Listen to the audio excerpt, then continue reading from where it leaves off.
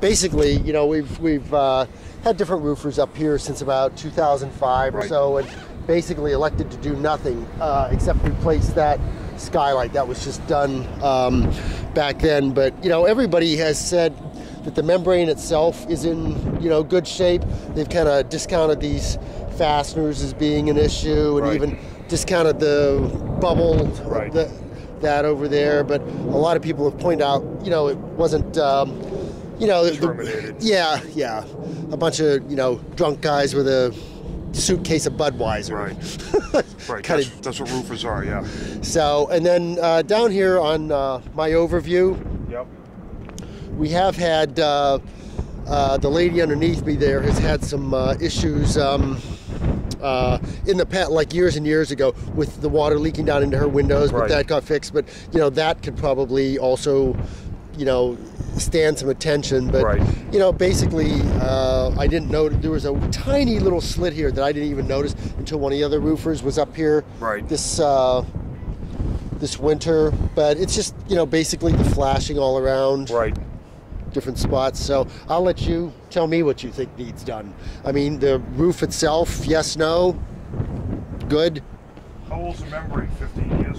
I'd say so. Yeah, we all bought here in 2003. So we know of it for about 8 years. Okay. It shows age. It shows some sun damage, some UV damage. The fasteners themselves aren't a problem unless somebody steps on one like this. See how that's sticking up a little bit? And they would have popped a hole in it? You got some protrusions that are coming through over here? That's probably from the rock that's underneath it. Okay. These are kind of new. Yeah.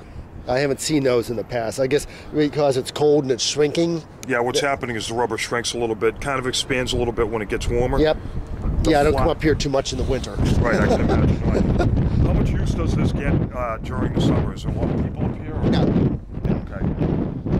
I mean, my honest opinion on the rubber is it's probably reached its potential. It's probably going to start to decline. You may not have problems with it this summer, but another winter like this winter, and you're going to start to see problems. The membrane itself is usually only good for 15 years. Oh, really? Yeah. And then it deteriorates from that. So now, if you haven't had any leaks and there aren't that much people up here, then, you know, you're probably okay. Address some of the flashing issues that are over there. I would redo all the lap seal on some of these joints, especially where you have that slit that you found. I would terminate the flashing on that chimney. That chimney over there is completely gone. It's not ours. I know. We have to get the neighbor to do it. And you don't want to have that cause problems inside your building, and it's absolutely positively going to cause problems inside your building if that isn't redone. All the glass. You mean have the whole chimney rebuilt? It's got to have. There's all this masonry that's in here. It's all porous. When it rains, it's all going to go down the inside demising wall between the two properties. So, you know, this is being used. This is for their heat. I can feel it coming out of it. That one is. That one's not. This needs to be redone and capped so that that water doesn't go in and affect that wall. Otherwise, that whole wall is going to have issues. You know, one day you'll put your hand against your wall and the thing's going to go poof. So, I mean, the membrane itself. As long as you don't have that many people up here, and you're careful with it, you're fine. But I would redo all the lap seal.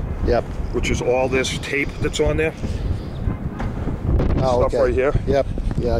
I would redo all the lap seal. I would fix that because that seems like it's failing a little bit more than the membrane itself is. I would take care of this, address that, maybe re-rubber it and lap seal that, and then just, it should be fine. I mean, you could probably get another 5 years out of it, but know this, 3 to 4 to 5 years, the membrane's gonna fail. So do you put the expense into doing the lap seal and don't replace the rubber when the rubber is probably, you know, $1,000 or $1,500 with the rubber plus labor?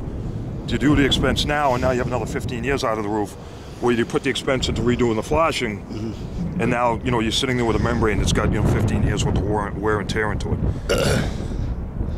Once it starts to go, you know, you'll have a leak here, you have a leak here. One of those things will pop through.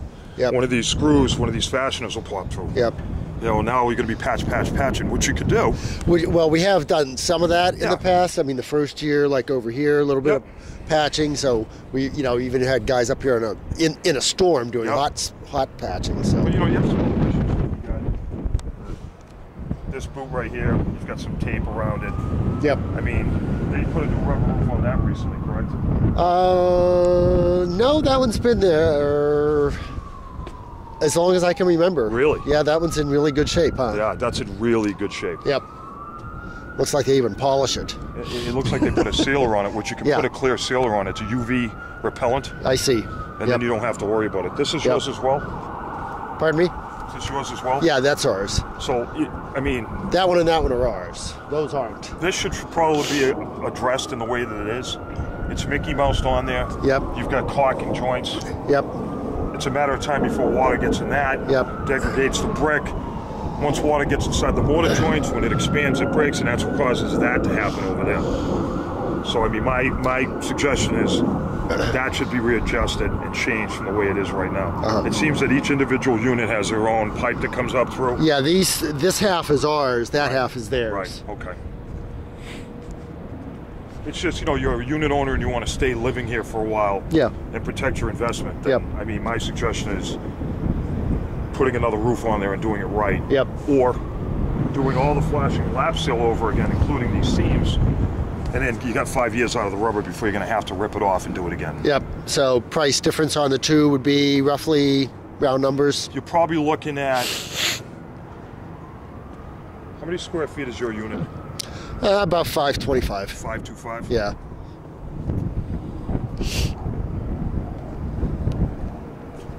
I mean, to put a new roof on here is probably about 20 grand. Maybe less. I'd have to price it out, and I can give that right to you today. Okay. To do the lap seal and to fix all the flashing and terminate everything, you're probably looking at about 4 grand. Okay. $3,500. And the new roof would include new flashing also? The new roof would be taking this completely off, cutting all the flashing out, new insulation screwed down, new rubber, all new lap seal done, guaranteed with a 30-year warranty on it. Yep. And do you guys do gutters also or not? Yep. Okay. What's this strike you as, besides pour? Well, the issue you have here is it's pouring onto the roof. Yeah. And it's pouring onto the roof right at the corner of the outcrop there. So any water that comes out of that is going right up against your building as it's working its way down. Yep. So this scupper that you have right here, which is where all your water comes off, and I'm sure when it rains hard, it really comes off of here. Yeah. That gutter right there should be a 6-inch pipe going down into the gutter down, and also down all the way, meaning cut it into the gutter and all the way down with another downspout going down 6-inch. Yep. Because when it comes down there, it's just going to splash out, oversplash out. It's just going to come right off the top of this thing, you know? Yep. So the gutter, that scupper's not a big deal. That's the only scupper you have, huh? Yep, on this side, So the scupper should almost be made bigger, and the downspout going down, not a big deal, should be made larger to handle the water that's going to come off of this thing. 1,000 square feet worth of roof. And that gutter down there is kind of old and, you know, not really great. If it's clean, it can be adjusted. I mean, see, it's bent right there. None of that water is going into that gutter. Yep. All that water right there is going past that gutter. Let me shut this off. It's going past that gutter, and it's going up against the body. The last thing you want to have happen is what happened with this brick over here. You see, it's all broken out. You don't want water to get up against it. You want to get it away from the building. The other problem that you have with this here is the way this coping is along the corner of the roof, which would be redone when the roof is redone. It's causing it to sandwich in like this, causing it to puddle. So the water that's puddling here is going to cause damage. It's going to work its way in, and it's going to cause problems. So when the roof is redone, the coping, the insulation will be brought up, so this thing definitely goes off. Make the scupper bigger, make the pipe bigger to get all the water off of it. I would even maybe add 2 scuppers, one here and one over there.